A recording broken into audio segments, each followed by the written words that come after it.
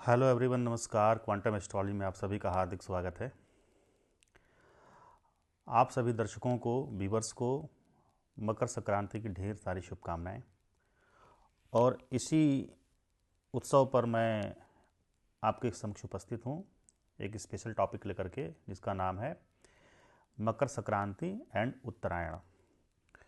सभी लोगों को पता है कि मकर संक्रांति क्या होता है, उत्तरायण क्या होता है, बट अगर इसका डीप मीनिंग देखा जाए ज्योतिष के पॉइंट ऑफ व्यू से और साथ साथ जो मॉडर्न साइंस अर्थात ज्योग्राफी के पॉइंट ऑफ व्यू से, दोनों में क्या थोड़ा बहुत डिफरेंस है या क्या सिमिलरिटी है, इसके बारे में भी हम चर्चा करेंगे।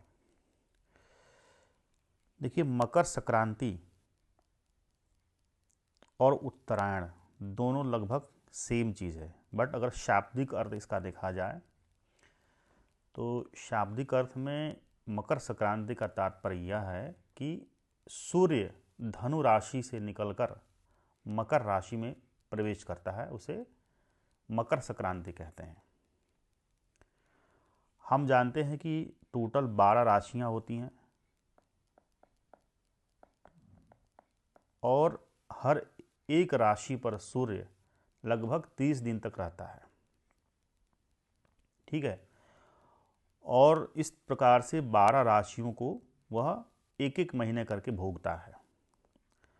दूसरी बात कि मकर संक्रांति का जो पर्व है वह हर साल ऑलमोस्ट 14 या 15 जनवरी को ही मनाया जाता है। 16 कभी नहीं हो सकता, इवन 13 भी नहीं हो सकता, जब भी होगा 14 या 15। और 14-15 का होने का तात्पर्य यह है कि यह जो ट्रांजिट है सूर्य का, मतलब सूर्य जब मकर राशि में प्रवेश करता है तो कभी कभार होता है कि 14 को रात में ही प्रवेश कर जाता है या 14 तारीख को दिन में। तो इस वजह से अगर 14 तारीख को दिन में प्रवेश करता है तो उसे हम 15 मानते हैं, क्योंकि हम उदया तिथि को मानते हैं। ठीक है। उदया तिथि इस साल जो है 15 को, मतलब कि 3 बजे के आसपास सूर्य जो है मकर राशि में प्रवेश किया है 14 तारीख को, तो हम 14 को न मान करके हम 15 को मानेंगे। लेकिन या तो 14 होगा या तो 15 होगा।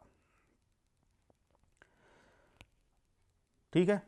तो शाब्दिक अर्थ देखा जाए कि मकर संक्रांति क्या होता है, साफ साफ शब्दों में कि सूर्य धनु राशि से निकल करके मकर राशि में प्रवेश करता है और इसी दिन से उत्तरायण की शुरुआत होती है। अर्थात सूर्य की जो गति है ना, दक्षिण से उत्तर की तरफ जाता है, दक्षिणायन से उत्तरायण की तरफ जाने लगता है। इसमें क्या होता है, दिन बड़े होने लगते हैं, रातें छोटी होने लगती हैं। और हिंदू परंपरा में उत्तरायण को बहुत ही शुभ माना जाता है। ठीक है। इसी वजह से जो है आज के दिन जो है गंगा स्नान, दान, जप तप करने से विशेष लाभ मिलता है, उसका विशेष पुण्य मिलता है। इवन भीष्म पितामह जो मृत्यु शैया पर लेटे हुए थे, वो भी उत्तरायण काल का ही इंतजार कर रहे थे ताकि उत्तरायण काल में वह देह त्याग कर सके। ठीक है। कृषि में भी अगर इसका देखा जाए महत्व, तो नई फसलों के आगमन का एक संकेत होता है। ठीक है। अगर हम नॉर्दर्न इंडिया की बात करें तो जो रबी की फसलें हैं इसी काल में मिलने लगती हैं, गेहूँ, ज्वार, बाजरा, मोटे अनाज। इसलिए तिल, गुड़, चावल जैसी बहुत नई सारी चीज़ें इसमें बना करके लोग खाते हैं। तिल और गुड़ को मिक्स करके खाते हैं। काफ़ी इसका महत्व है। अलग अलग सांस्कृतिक प्रदेशों में यही त्यौहार अलग स्वरूप में मनाया जाता है। अब बात करते हैं थोड़ा सा ज्योतिष और पंचांग की। देखो, सूर्य मकर राशि में प्रवेश करता है, इसका यह मतलब है कि इससे पहले किसी और राशि में था। ठीक है। कौन सी राशि में था? तो पहले जो है धनु राशि में था। तुला, वृश्चिक, धनु। धनु जो होता है 9वें नंबर की राशि होती है। धनु राशि का समापन होता है और मकर राशि की शुरुआत होती है। अर्थात सूर्य जो है मकर राशि में प्रवेश करता है और उससे पहले कहाँ था? धनु में। और मकर राशि में प्रवेश करेगा तो 1 महीना मकर को भोगेगा।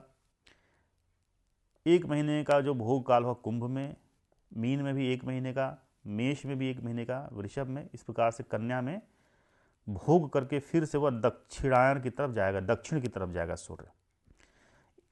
देखो सूर्य कहीं जाता नहीं है, सूर्य स्थिर ही रहता है, बट पृथ्वी का जो रिलेटिव मोशन है उसको हम देखते हैं। आगे चल के इसी वीडियो में आपको समझाने का प्रयास करूंगा। अब यह जो पूरा जो 6 राशियों का भोग काल है इसी को बोलते हैं उत्तरायण। अब कन्या में जैसे भोगेगा उसके बाद कर्क में आएगा। कर्क में प्रवेश जैसे ही करेगा उस दिन क्या होगा? ये हो गया दक्षिणायन। ठीक है। कर्क के बाद सिंह में, उसके बाद कन्या, तुला, वृश्चिक, फिर धनु में आ जाएगा। ठीक है। यह प्रक्रिया निरंतर चलती रहती है उत्तरायण और दक्षिणायन की। उत्तरायण में क्या होता है? दिन बड़ा होने लगता है, रात छोटी होने लगती है। इसका ठीक उल्टा दक्षिणायन में क्या होता है? दिन छोटा होने लगता है, रातें बड़ी होने लगती हैं।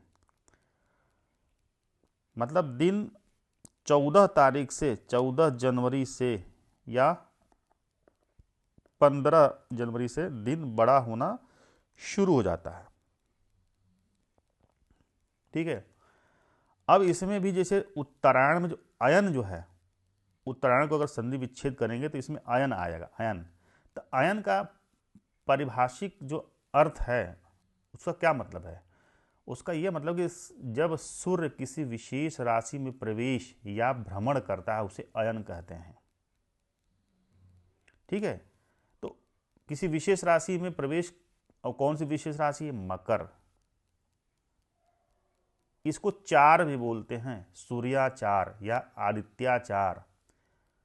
ठीक है। चलना मतलब सूर्य जो है कहाँ चल रहा है? किसी विशेष राशि में चल रहा है, प्रवेश कर रहा है, और वह विशेष राशि मकर होता है। ठीक है। तो ये फंडा आपको आई थिंक समझ में आ गया होगा। दूसरी बात यह है कि क्या वजह है कि मकर संक्रांति का जो पर्व है वह 14 या 15 जनवरी को ही मनाया जाता है। बाकी जितने भी त्यौहार हैं हिंदू फेस्टिवल, वह 10 दिन 15 दिन का अंतर हो जाता है उसमें। हर साल देखोगे तो कुछ न कुछ हफ्ता 10 दिन 15 दिन का अंतर हो ही जाएगा। दिवाली, दशहरा, होली, सब में फर्क आ जाएगा। तो इसका साफ साफ रीज़न है कि मकर संक्रांति जो है यह फेस्टिवल सूर्य के हिसाब से मनाया जाता है। और हम जानते हैं कि सूर्य हर राशि पे 30 दिन तक रहता है, इसलिए यह फिक्स हो जाता है कि या तो 14 या तो 15 को ही मनाया जाएगा। ठीक है। लेकिन बाकी जितने भी त्यौहार हैं, चाहे दशहरा हो, दिवाली हो, होली हो, उसके अलावा जितने भी छोटे मोटे त्यौहार हैं वो सारे त्यौहार नक्षत्रों के हिसाब से, यानी कि चंद्रमा की जो गति है उसके हिसाब से, चंद्रमा किसी पर्टिकुलर नक्षत्र में गोचर कर रहा है तो उस गोचर के हिसाब से वह त्यौहार मनाया जाता है और शुरू से ही मनाया जा रहा है। तो दोनों में बेसिक डिफरेंस है। तो क्या क्या कंक्लूजन निकल करके आया कि मकर संक्रांति का जो पर्व है वह सूर्य के कैलेंडर के हिसाब से है और बाकी जो त्यौहार हैं हिंदू फेस्टिवल वो ल्यूनर कैलेंडर के हिसाब से हैं। ठीक है। बहुत लोग इसमें कंफ्यूज भी रहते हैं कि 14-15 ही क्यों मनाया जाता है, तो इसका साफ साफ मैंने आपको स्पष्ट एक्सप्लेनेशन कर दिया। राइट। अब दूसरी बात यह है कि इसमें जो हम अगर ज्योग्राफी के दृष्टिकोण से देखें तो वो भी लगभग सेम आता है, उसका भी रिजल्ट लगभग सेम ही आता है। कैसे? जैसे ये सूर्य है बीच में, ठीक है, और इसमें अगर हम टोटल 4 कंडीशन अप्लाई करते हैं पृथ्वी का, ये अर्थ है, यहाँ भी अर्थ है, यहाँ भी अर्थ है। अगर आप ज्योग्राफी पढ़े होंगे, थोड़ा सा अर्थ को मैं बड़ा बना देता हूँ, छोटा बन गया है, एनसीईआरटी की बुक में भी दिया हुआ है।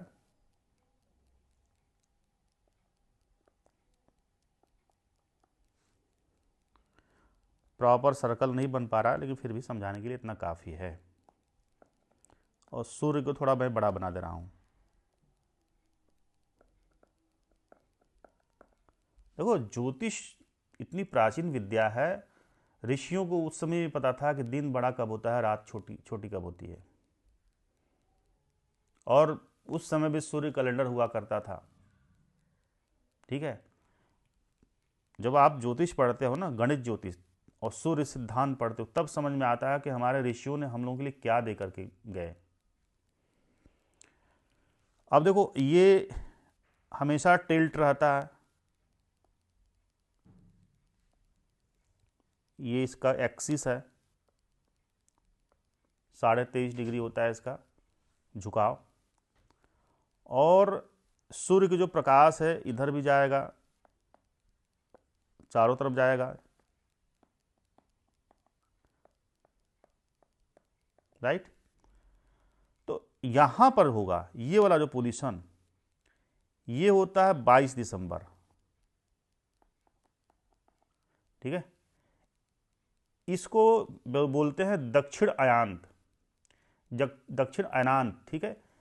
यहां पर क्या होता है कि 22 दिसंबर के दिन से दिन जो है बड़ा होने लगता है। लेकिन इस पर्टिकुलर पॉइंट पे, मतलब 22 दिसंबर को क्या होता है कि रात सबसे बड़ी होती है, रात बड़ी होती है, दिन छोटा। लेकिन 22 दिसंबर के बाद से क्या होता है, जब सूर्य यहाँ से इधर की तरफ शिफ्ट होने लगता है, तो अरे सूर्य मैंने बोल दिया, पृथ्वी, तो यहाँ से दिन बड़ा होना चालू होता है, रात छोटी। और यहाँ पे कौन सा पोजीशन है? ये वही वाला पोजीशन है, 21 मार्च, ठीक है। अब 21 मार्च को क्या होगा? दिन रात बराबर होगा, ठीक है। यहाँ पे देखो जा करके, ये वाला पोजीशन 21 जून है, यहाँ पे दिन सबसे ज़्यादा बड़ा, रात सबसे छोटा, ठीक है। फिर वापस यहाँ आ रहा है, ठीक है।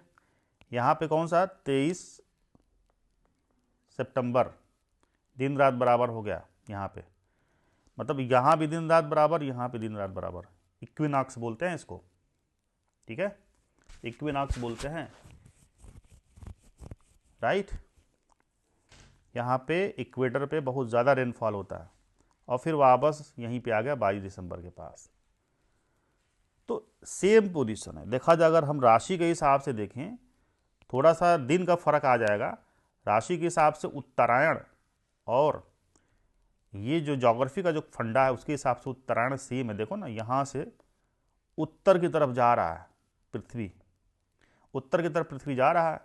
अब पूरा यहाँ से लेकर कि यहाँ तक, इस पोजीशन तक 6 महीने का भोग काल होगा, और इसी के अराउंड सारी राशियाँ आपको मिलेंगी ब्रह्मांड में। तो ये उत्तर वाला हो गया पोर्शन, और ये यहाँ से 21 जून से लेकर के 22 दिसंबर तक दक्षिण वाला हो गया। यहाँ पे दक्षिण की सारी राशियाँ मिलेंगी। दक्षिण की राशियाँ कौन सी?